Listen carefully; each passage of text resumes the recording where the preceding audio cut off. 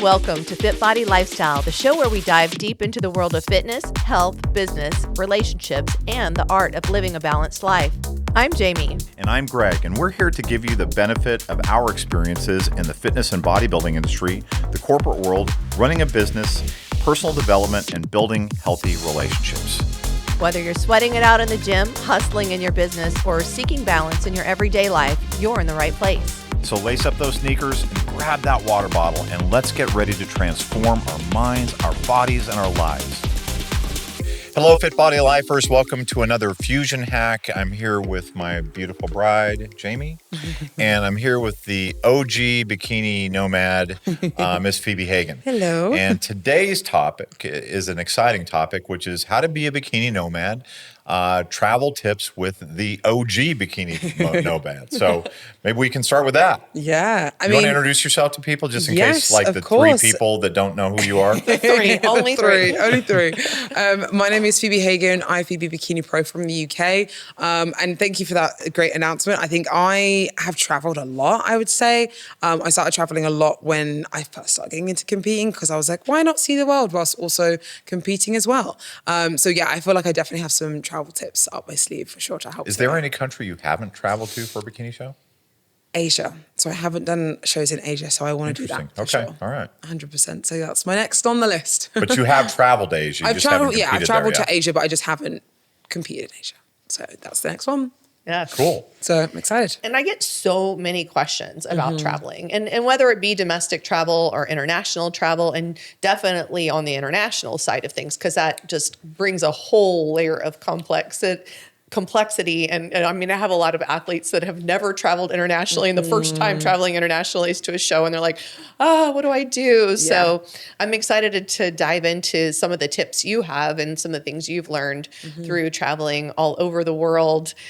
So tell us, what is your first tip? What's number one that people need to think about? I mean, this one kind of is, I mean, it can be for obviously if you're domestic as well, but mainly for international, which we just spoke about, was obviously the plug situation, which I think a lot of people always get stuck and they forget that not everyone has the same plug in each country and stuff like that. And what I always like to do, even if it's, I'm going to the UK or I'm wherever, I always bring an extension cable anywhere I go. So the plug, that is obviously for whatever country you're in for, the extension cable, and then you've got so many different ports of being able to use or be able to charge, so your phone, laptop, headphones, watch, anything. So there's no stress there, because once you then don't have the plug for the country, it's very hard to get a plug in the country, which I found out. Which is weird, which makes no sense. Because all their devices are already adapted to their plug, so they don't need an adapter. So it's hard to get an adapter then once you're in the country. So try and definitely get an adapter for sure. That's like my number one if you're going Amazon's international. a great source for that. Yes, exactly that. So that's my main thing.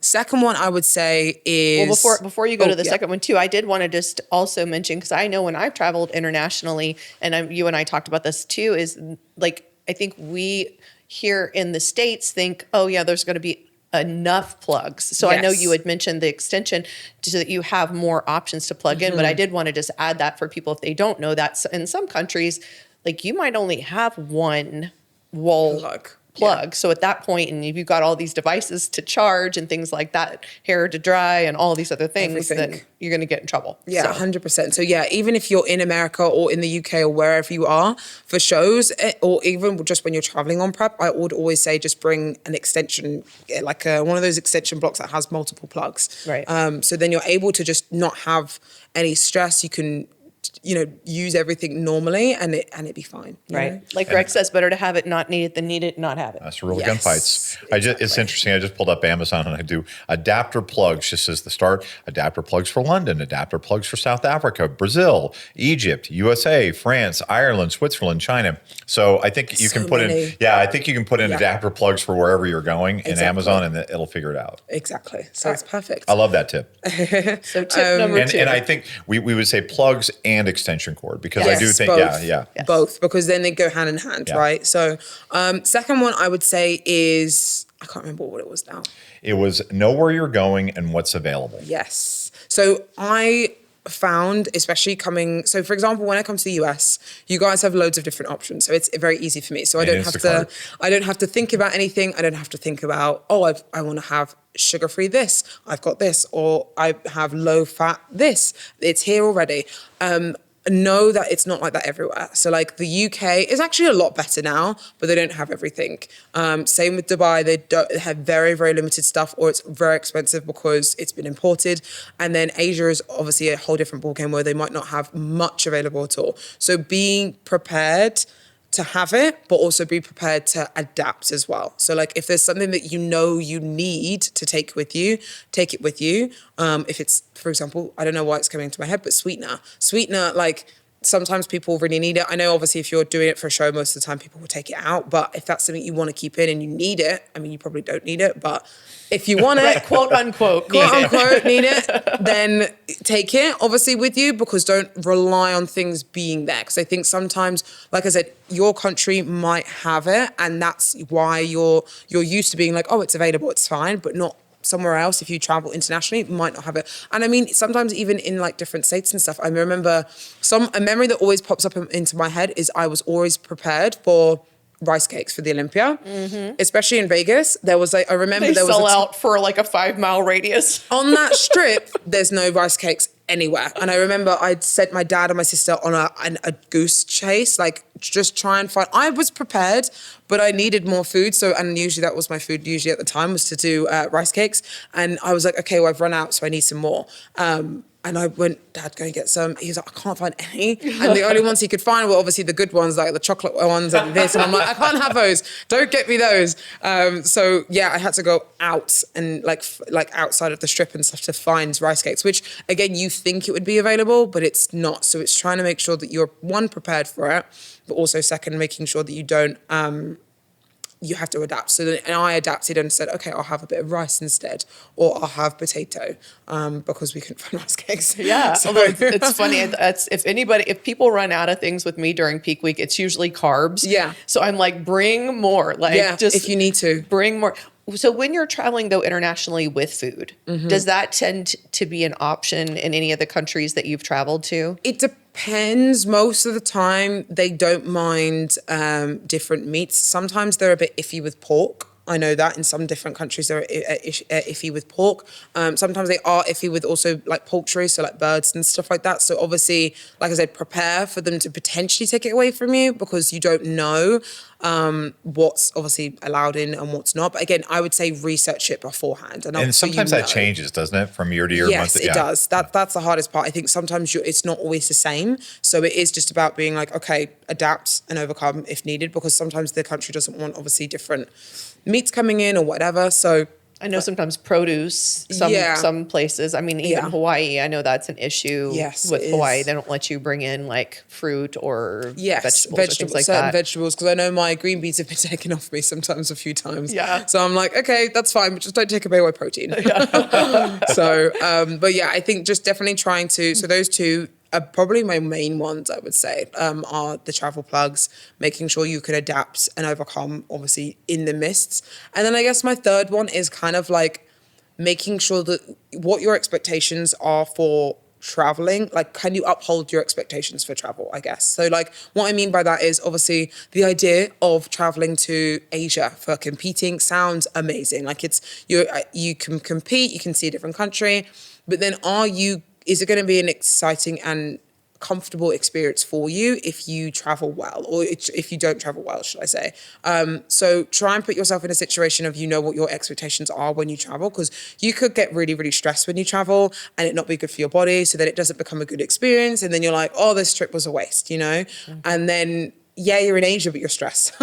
So what would be the best option for you in that moment, and what do you expect from yourself? Okay, prepare yourself, making sure that you know what to expect. If you don't like long flights, because I know that's always an issue as well. Flying is always scary, especially whilst traveling in prep as well. Your body could change a lot. You could hold on to water, or you could obviously lose a lot. Some people are different, but just know what the expectations are from yourself, I guess. Interested in changing your life or stepping on stage? Join FitBody Fusion today. Experience the FitBody Fusion difference with tools, knowledge, and community support to reach your healthy and sustainable lifestyle. We guide thousands on their fitness journeys, from seasoned athletes to those who are simply seeking a healthier life. Our expert coaches provide personalized plans and unwavering support, empowering you to thrive. FitBody Fusion is more than just training. It's a community. We understand the challenges of solo fitness journeys, which is why we foster a supportive environment where members encourage and motivate each other. Join the FitBody Fusion community today and unlock your full potential. Head to fitbodyfusion.com to sign up for a free consultation. And do it today.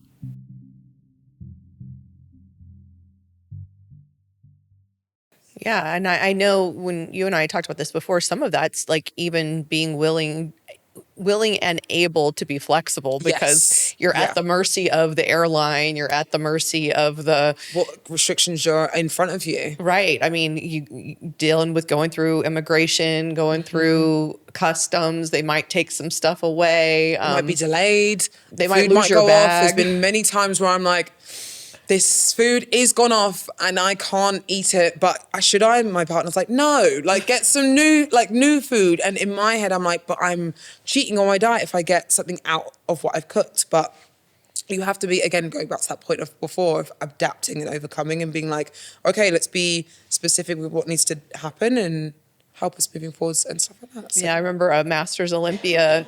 The last Masters Olympia in Romania, there was a bunch of competitors on one flight, and all their luggage got lost. Oh my God. That's the one. Oh, that just reminded me. Another travel tip. Oh, 4. Bonus Yeah, I know. tip, Sorry. bonus tip. Bonus No, tip. bonus Oh, tip. this We is like good. it. We like bonus. Never travel with your bikini and heels in your checks, ever. Because I've had that before in Vancouver in 2019. I put my shoes and my bikini in my checks, which I never do, but I did. And you'll never do again. And my luggage got lost until the day of the show. So I was stressed up to my eyeballs. I was like, no. So that was awful. And then obviously all my tan was in there as well. All my makeup was in there. At the time I was like, I'd already done a lot of shows, and I remember back then financially, I was like, I already spent a lot of money. So let's try and save some money by doing your own hair, doing your own makeup. All my makeup was lost, or not lost, but right to the last minute I didn't have. So that was a real big stress. So always travel with your essentials in your carry-on. In your carry-on? Yeah. Yes. Carry on. If there's Yeah. nothing you can't live with, if there's something you can't live without, it needs to be in the carry-on. Yeah. Well, in the carry-on, you said it. always. You said it when we were talking about this off camera, and I think you attributed this to your partner Max. And, Yes. And he said, basically know what's replaceable and what is not. Yes. And the bikini and the shoes, even the Kinda can't be replaceable. cannot be replaced. So Yeah. so know what's irreplaceable, and then know food is almost always going to be replaceable. Mm-hmm. It may not look like. Well, and I always Yeah. recommend have enough for the entire day. Like if you're say you're getting in at 5 p.m. Oh yeah. and have your food all the way till bedtime, because what if your flight gets delayed or something, instead of, because I've had people do that. They brought 2 meals thinking, oh, when I get there, I'll get my other ones. But then they haven't got enough, and then they're stuck and they're like, I'm starving now, I can't function. Right. So yeah, no, I think that's 100%. So yeah, definitely. those So, are great tips. Those I are think that's great. really helpful. Plugs / extension cord. Know where you're going and what is available in those locations, and then the third And what you need to bring with and you. what you need to bring with you, and then third is mindset. But we kind of captured a lot of thoughts with that, which is know what's replaceable and what's not. Travel with what's not replaceable, and the rest just know. And part of that mindset thing that I think was implied, I think you stated it, is be calm. Yeah. Because I think And be ready for things to change. yeah, we've seen that happen. Is something gets lost, something gets misplaced, and if you don't have the right mindset, you go into that cortisol dump because you're just stressed. Oh my God, and I can't even imagine how much your cortisol probably surged at the point where you're in Vancouver when your suit was, So I think is I remember sharing it on my story and stuff, and I was like, I'm just laughing at this point. Yeah. Like it is what it is. I can't control it at this point. It is what it is. Let's just see what happens. And thankfully it did show up, and I'm grateful that it did. But yeah, it was stressful.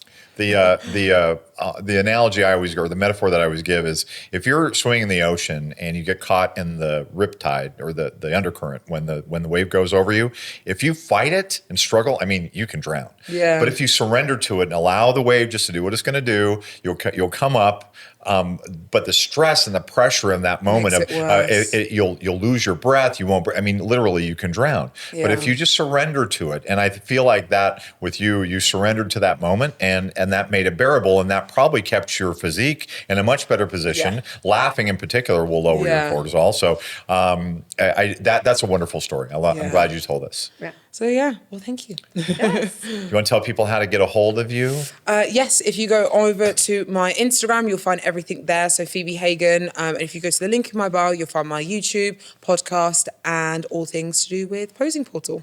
And we had that bonus element, didn't we? On this, we had the three. The bonus was the putting everything that you can't live without in your carry on. Carry on, yes. And carry then a on. bonus. Make sure that you're traveling with the Posing Portal, which you can put on your phone from the App Store, from Google Shop, or from Google Marketplace. Yeah? Yes. Shameless Thank plug. you. Love that. Thank you.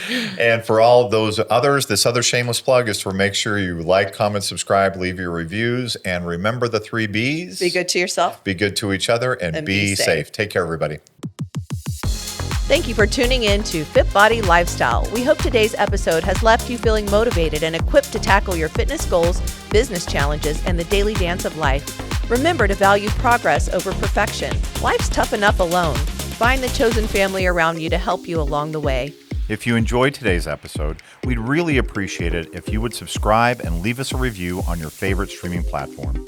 And don't forget to follow us on Instagram at FitBody Fusion.